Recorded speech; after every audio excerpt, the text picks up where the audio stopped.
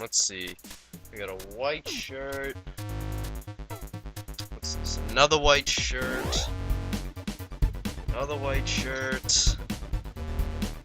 Another white shirt. Another white shirt.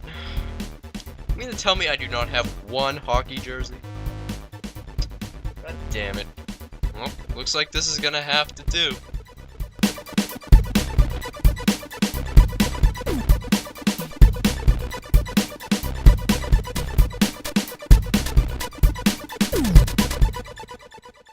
Yeah, so as it turns out, I don't own a hockey jersey. So you're just gonna have to make do with my Bruins stick and my football jersey. So, and you're thinking, dude, this is a hockey game. You couldn't get that prop? And then there's Amy, who's like, Amy's my friend, by the way. Amy was like, wow, dude, you fail at life. You're doing a hockey game and you don't even have a hockey jersey. And you know what, Amy? You're lucky I love you. But anyways, for this review, we are doing Blades of Steel. Which, if you haven't played the game already, you'll get that reference once I start up the review. Basically, I figured I'd put this together. It was already on the list, I know, if you've seen me on thatguywiththeglasses.com, that list, which I'm eagerly awaiting the AVGN and the NC doing their review together, which is supposed to be posted on the 9th, and I'm waiting here. It's the 9th. Come on! Oh well, I'm really hoping it's going to be good, but till then, I hope to keep you occupied. So, how about we start off with some Blades of Steel? Blades of Steel. Yep, so that's basically what I was talking about. That was actually pretty big because not a lot of NES games had voices in them. So it's 1 or 2 player, and you get a choice between Exhibition, which is basically a practice mode, and then Tournament, which is where it's really at, and that has 3 different levels. That has Junior, College, and Pro.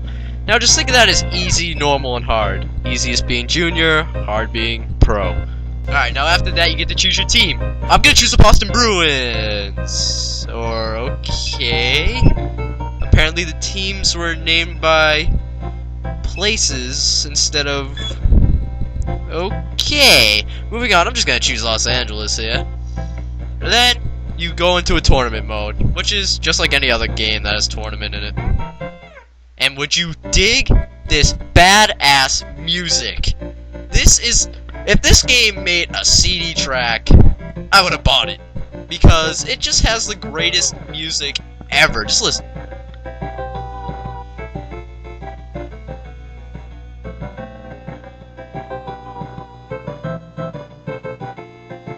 Alright, so continuing with the review here, then it basically goes into an average hockey game.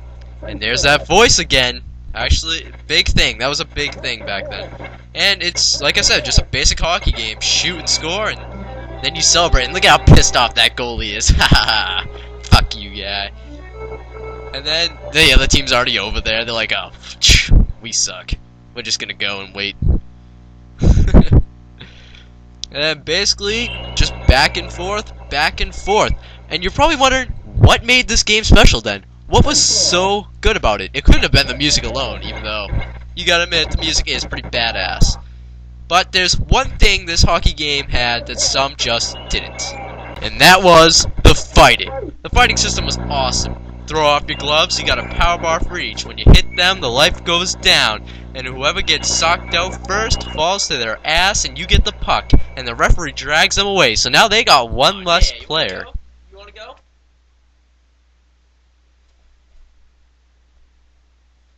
That fighting and the badass minigame when it came to halftime. I mean, look at this. Guess this is supposed to be. That's supposed to be Contra. Yeah, right? I'm not a big fan of Contra, never played through the whole game, but I don't think that was in there. But you gotta love how they totally just advertised a game in the middle of a game. So, yeah, thanks Konami, thanks. Alright, so now one of the best features was calling your friends up and having a friendly game. Problem was, if you're like me, you get really into it, and, well... Oh, hey, dude. Oh, hey, man. Whoa, man. Is that Blades of Steel? Yeah, dude. Yeah, friggin' is, right? Cool, man. Can I play? Someone better get their ass over here and, start playing. Alright.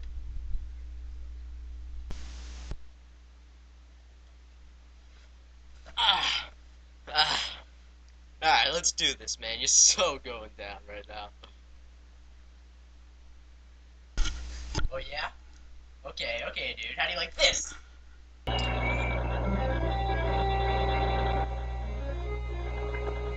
Yeah, yeah, yeah. Gotta go. I gotta go. In your face. Woo! Loser!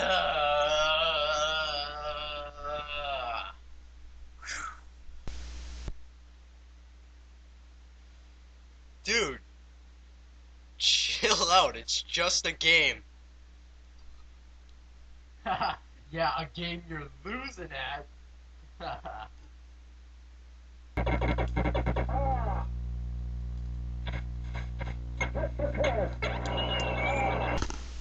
Oh, you gonna fight me, little bitch? You gonna fight me? Come on, bring it. Bring it right now. Come on.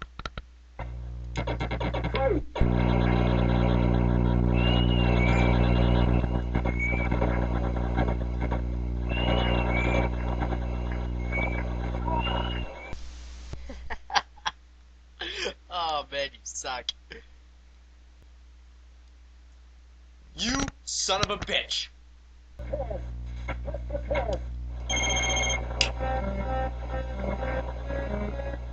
Ah, damn it! Cheater! Cheating over there. Cheater! But basically, do you, like, get what I'm saying? There's always that, like, one friend who's, like, totally into the game. They're just the biggest douche about it. And in this case, that was me. Not so much anymore. Not so much anymore. But anyways, this is Blades of Steel review. I gotta say, awesome game. Definitely one of my favorites. I'm sorry about the jersey. At least I got this going. At least I got this going. Alright. But anyways, that's this week's review. See you next time. Later.